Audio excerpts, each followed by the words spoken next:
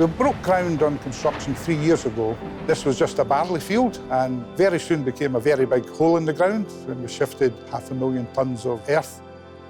I've visited the building 100 times. I've seen it develop into this architectural marvel, with the inspiration design of this building by Graham Stirk.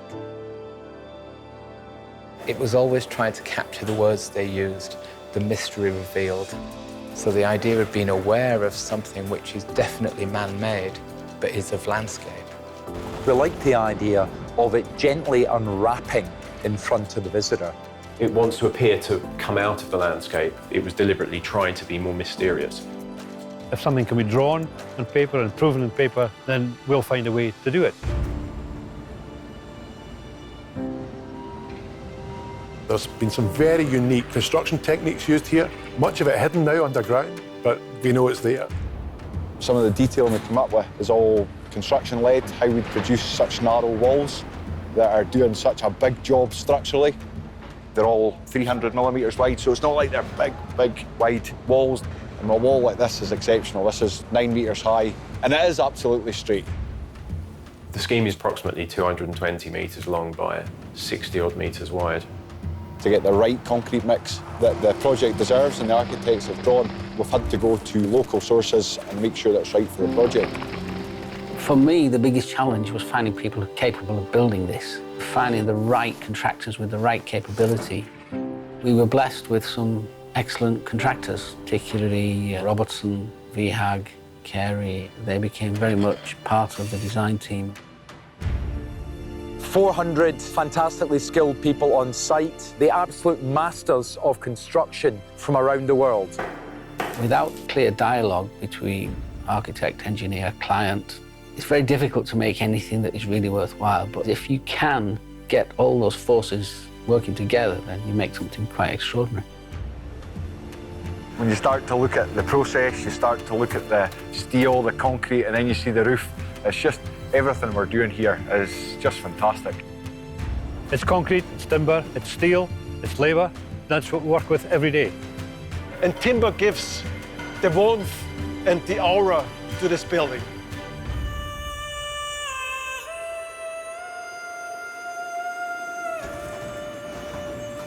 We've all watched that first beam being loaded in, but that was the first lift. They then just carried on, and we've got another 5,000 lifts to go. Timber is a green material. Actually, it's the most sustainable building material. As we're so close to the River Spey, I've got to make sure that wildlife within the area is kept in top condition.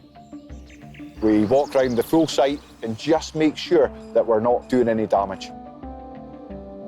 The theme of our work is we're interested in maximising repetition and celebrate that as part of the architecture. So the structure is very clearly on show. Well, this is us standing in Stillhouse 1. For me, it's a fantastic piece of engineering, working with the architects, working with Versailles. We've taken an empty shell provided by Robertson and fitted it out with the process equipment. The quality of the finished product here is something that we're very proud of.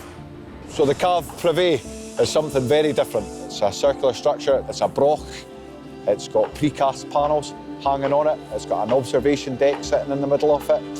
So well made, so well polished, and it looks stunning.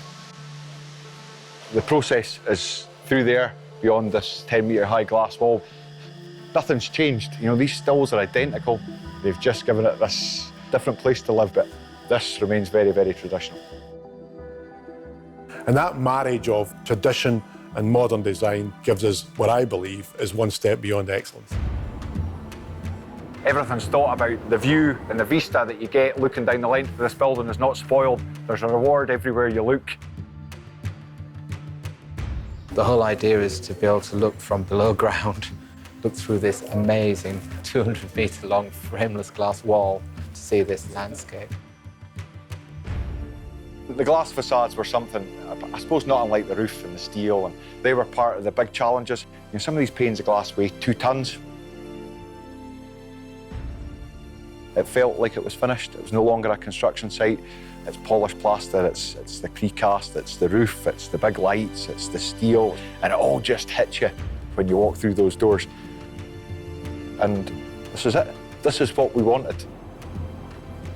The world's first named architect designed distillery. And I think it's a thing of real beauty and awe. The beginning of a really exciting new chapter of this wonderful brand that is the Macallan.